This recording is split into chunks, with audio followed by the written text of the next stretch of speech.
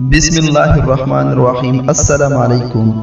حضرت مالک بن دینار رحمۃ اللہ علیہ کے زمانے میں دو بھائی آتش پرس مشہور تھے۔ ایک دن چھوٹے بھائی نے بڑے بھائی سے کہا کہ بھائی صاحب، آپ نے 73 سال آگ کی پرستش کی ہے اور میں نے 35 سال۔ آؤ آج ہم آزما کر دیکھیں کہ یہ آگ ہم کو دوسرے غیر آتش پرستوں کی طرح تو نہیں جلاتی۔ اگر ہم کو نہ جلایا تو ہم آئندہ آتش پرستی کریں گے، ورنہ ترک کر دیں گے۔ چنانچہ اس نے آگ جلا کر بڑے بھائی سے کہا کہ آپ پہلے آگ پر ہاتھ رکھیں گے یا میں رکھوں؟ اس نے کہا کہ تم پہلے ہاتھ رکھو۔ جب چھوٹے بھائی نے آگ پر ہاتھ رکھا تو آگ نے اپنی حیثیت کے مطابق اس کی انگلی جلا دی۔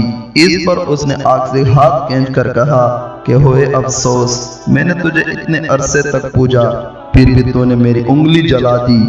آخر اس نے اپنے بڑے بھائی سے کہا کہ آخر ہم ایسی ذات کی عبادت کیوں نہ کریں جس کی برسوں کی نافرمانی اور گناہ پر اگر ہم سچے دل سے توبہ و استغفار کر لیں تو ہمیں معاف فرما دے۔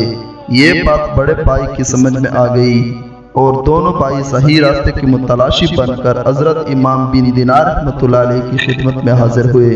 تو کیا دیکھتے ہیں کہ حضرت مالک بن دینار رحمۃ اللہ علیہ بصرہ میں لوگوں کو وعظ سنا رہے ہیں۔ ان کو دیکھ کر بڑے بھائی کہنے لگے کہ میں مسلمان نہیں ہوتا، کیونکہ میری عمر کا زیادہ تر حصہ آگ کی پرستش میں گزرا ہے۔ اب اگر میں مسلمان ہو گیا تو میرے گھر والے مجھے ملامت کریں گے اور میں ان کی ملامت کے مقابلے میں آگ کو ترجیح دیتا ہوں۔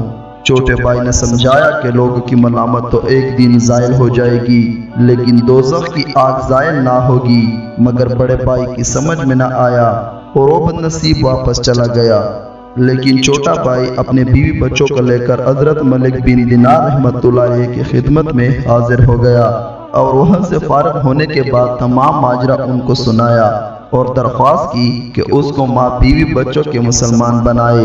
چنانچہ حضرت مالک بن دینار رحمۃ اللہ علیہ نے ان سب کو مسلمان کیا اور اس نوجوان نے جب مسلمان ہونا چاہا تو حضرت مالک بن دینار رحمۃ اللہ علیہ نے فرمایا، ذرا ٹھہرو، میں تمہارے لیے اپنے شاگردوں سے کچھ جمع کر دوں۔ جس پر نوجوان نے عرض کیا کہ میں کچھ نہیں چاہتا۔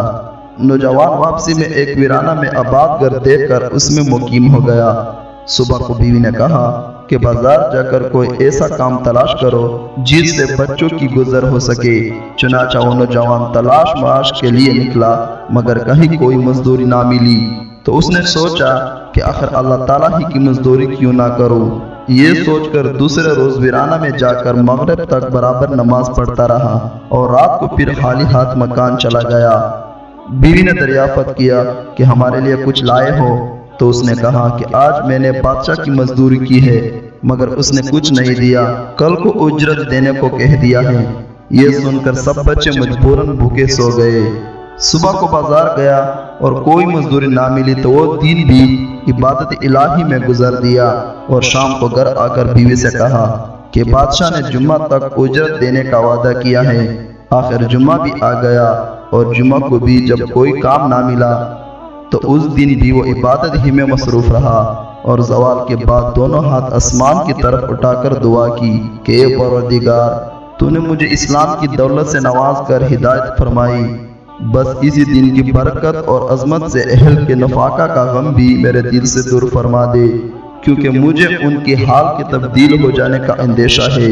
یہ دعا کر کے جمعہ کے نماز کے وقت جب وہ مسجد میں گیا تو اس کے عیال پر بھوک کا بہت غلبہ تھا۔ اتفاقاً کسی شخص نے آ کر اس کا دروازہ کھٹکھٹایا، جس کی آواز سن کر اس کی بیوی باہر آئی تو کیا دیکھتی ہے کہ ایک خوبصورت نوجوان سنہری رومال سے ڈھکا ہوا ایک طباق لیا کھڑا ہے اور کہہ رہا ہے کہ اس کو لے اور اپنے شوہر سے کہہ دینا کہ یہ اس کی 2 دن کی مزدوری ہے، اور اگر تم زیادہ کام کرتے تو مزدوری اور زیادہ ملتی۔ چنانچہ اس عورت نے طباق کھولا تو اس میں 1000 اشرفیاں تھیں۔ ان سے ایک اشرفی لے کر ایک نصرانی صراف کے ہاں گئی، جس نے اشرفی کا وزن کیا تو 2 مسکال سے زیادہ اتری۔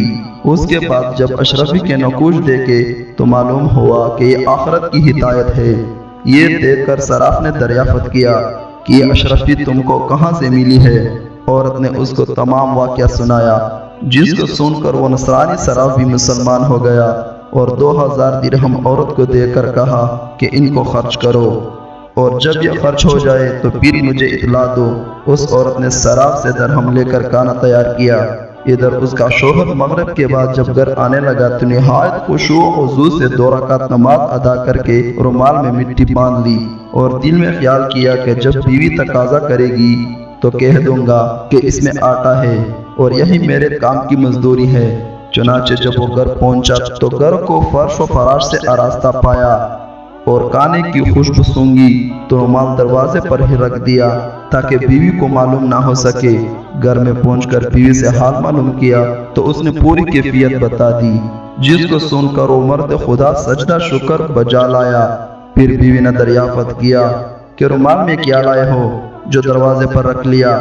تو اس نے کہا کہ اس کا حال مجھ سے نہ پوچھو، اور یہ کہہ کر دروازے میں گیا کہ مٹی پھینک کر رومال لے آئے تو دیکھا کہ اس میں مٹی کے بجائے آٹا تھا۔ یہ دیکھ کر تو اس کی حیرت کی انتہا نہ رہی، تو پھر خدا کے سامنے سر بسجود ہو گیا اور پھر برابر خدا کی عبادت میں مصروف رہا، یہاں تک کہ اس کی روح نے کف سے انصری سے پرواز کیا۔ حاصل کیا ہوا اس سے؟ سچ یہ ہے کہ جو اللہ تعالیٰ کا ہو جاتا ہے، اللہ تعالیٰ اس کی ضرورت غیب سے پوری کرتا ہے۔